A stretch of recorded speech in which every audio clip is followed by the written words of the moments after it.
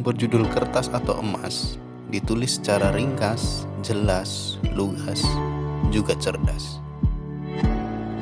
Namun demikian, bagi seseorang yang awam, menjawabnya bisa lain cerita.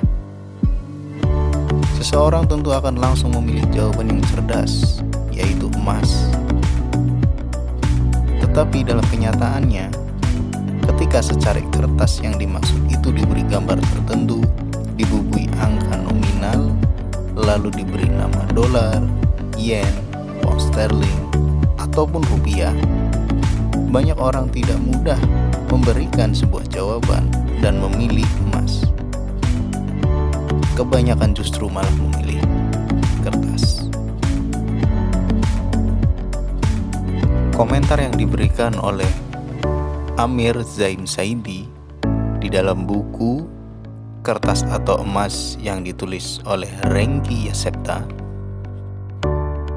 tentu saja itu adalah hal yang luar biasa, melawan sebuah kenyataan, melawan fitrah, ataupun melawan hukum. Bahkan emas dan pasangannya perak adalah logam mulia, benda berharga yang oleh penciptanya bukan sekedar diberi nama, tapi juga makna. Yang demikian ini, dalam perjalanan sejarah manusia, ada segelintir manusia yang telah berhasil mengubah fitrah tersebut. Manusia tidak lagi mencintai emas dan perak, melainkan kertas. Dan belakangan ini, mereka gemar sekali dengan digital. Kertas disamakan dengan emas sedemikian rupa sehingga ketika seseorang yang disodori pernyataan kertas atau emas, tidak lagi mudah memilih atau memilih yang seharusnya tidak dipilih karena alasan yang jelas, tidak punya nilai yang real, yakni kertas. Masyarakat tidak menyadari hal ini akan terjadi. Kecintaan mereka yang telah berpindah kepada secari kertas itu tidak berlaku kepada semua kertas. Tapi kertas-kertas yang dipaksakan oleh segelintir orang yang disebut sebelumnya. Mereka adalah para bankir. Mereka mendapatkan hak monopoli untuk menerbitkan kertas-kertas bergambar yang mereka bubuhi nilai nominal, bukan nilai sesungguhnya. Lalu memperalat pemerintah untuk memaksakan berlaku sebagai mata uang kepada khalayak.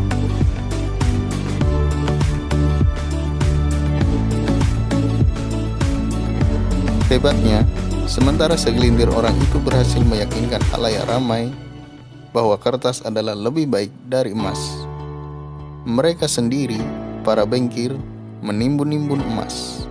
Sementara mereka mendapatkan hak monopoli penerbitan mata uang kertas ini, bila memerlukan uang, dipaksa berhutang kepada mereka, dan dengan kewajiban membayarkan bunga atasnya.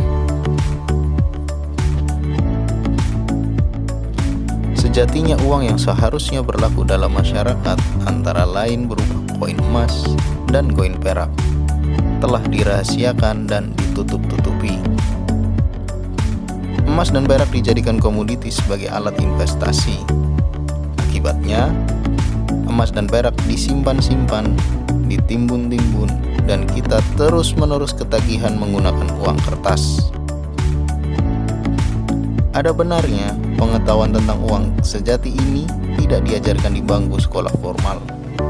Sebaliknya, yang diajarkan kepada anak-anak kita, yang tentu saja kelak menjadi orang dewasa termasuk kita-kita ini, adalah yang sebaliknya. Sejak anak-anak usia kelas 3 sekolah dasar, yang diperkenalkan kepada kita adalah instrumen-instrumen para bankir dan cara kerja sistemnya. Seolah itulah satu-satunya cara hidup kita. Bahwa kita hidup memerlukan bank, uang kertas, kredit berbunga, dan semuanya diajarkan sebagai hal yang normal.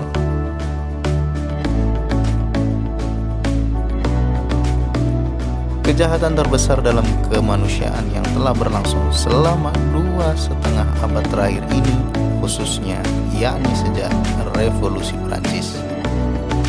Ya, Revolusi Prancislah yang menjadi titik balik kehidupan manusia, bukan cuma secara politik, tetapi juga ekonomi. Dari kehidupan yang tunduk patuh kepada Tuhan, menjaga keadilan uang dengan emas dan perak, serta kepemimpinan yang sesuai fitrah di bawah para raja dan sultan yang adil, menjadi hal yang sebaliknya, penuh tipu daya uang kertas dan kepemimpinan yang menindas dan zalim.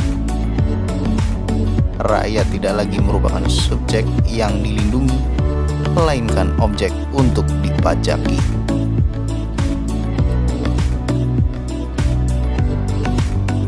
Jadi, untuk membersihkan segala pelajaran yang menyesatkan di sekolah formal itu, buku yang berjudul Kertas atau Emas ini penting dan perlu untuk dibaca. Dengan bahasa yang mengalir, uraian yang mudah dipahami, mengarungi lorong sejarah, memberikan pemahaman atas peristiwa-peristiwa yang berlangsung, para pelakunya, dan motif-motif